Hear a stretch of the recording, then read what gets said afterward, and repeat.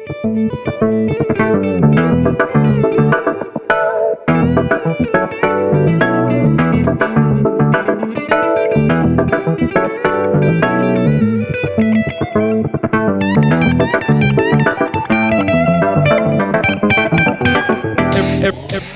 guys, what's up? Yeah, since not working on the truck today, want to wait till it's dry on that a little bit. I figured I'd get into my other project because I got my part that I was waiting on that you saw in my other video, my valve guide driver, to keep me going in the direction I need to go in.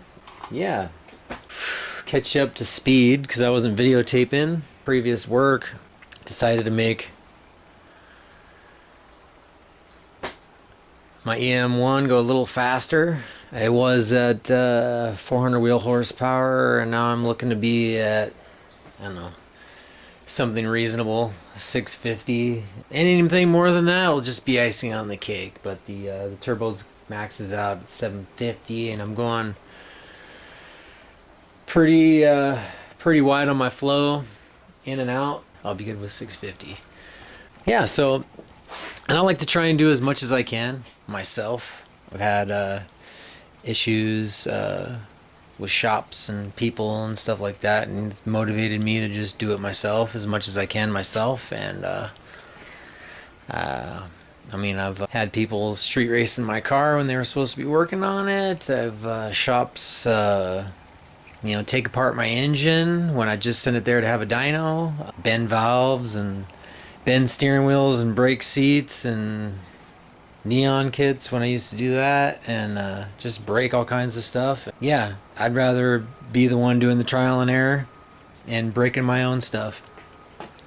So anyway, where are we at? And of course I just did that. That's where I'm in this situation right now. I was upgrading, and that particular shop, Z Sport, had in my head that my pistons were in the wrong way back in the day, because this is years ago. I've been messing with my own stuff now for a while now, but they never told me whether or not they spun the pistons. I don't remember. So it was in my head. Well, I had it apart here recently doing my upgrade, that, and I couldn't find anywhere online that showed the direction of the valve relief on my pistons. I got some JE turbo pistons. Anyway, I turned them, and then redid my valve guides and went with, you know, the strongest springs for it. I have springs retainers, the 6000 titanium valves, and anyway, put it all together, and I put in some Skunk 2 adjustable cam gears, and anyway, not sure how it went down. I know that the valves were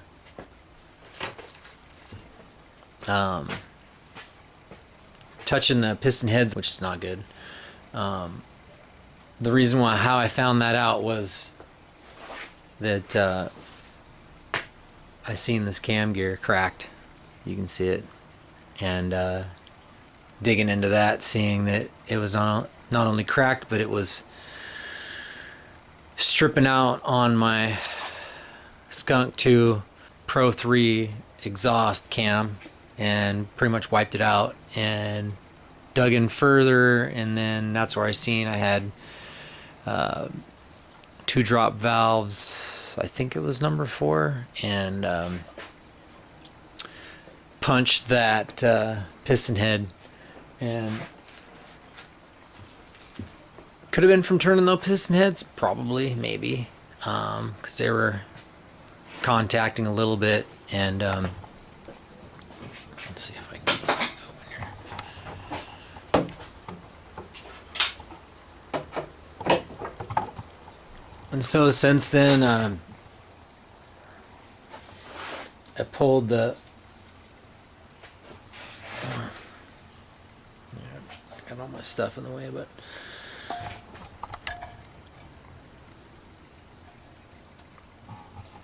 I pulled that bad piston head out, and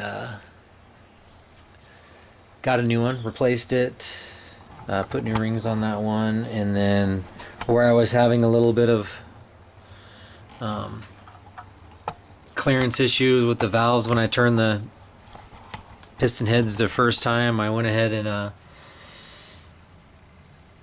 got those cleaned up, took my Dremel to them, and got the little burrs and stuff off of them that was happening from the contact, and actually they cleaned up really nice. Checked my cylinder walls were all good, and that was the luck of the draw for me too, because I got Darton sleeves in here, and was that those two valves that dropped and landed on the piston head and punched the number 4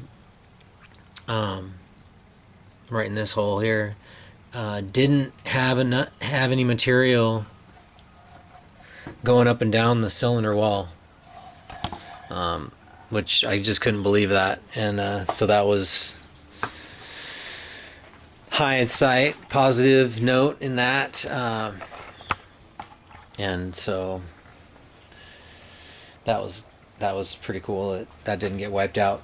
So I decided I was gonna start videotaping some of the stuff that I do, and I figured since I was going to pretty much redo, I got a different head. I didn't know that the b16 head that I had could be repaired with the puncture that was in it, but apparently it can. So later on, when I decide to go roller rocker, I'm gonna repair that one and then oversize the valves a millimeter and go bigger, more power, because it's just fun.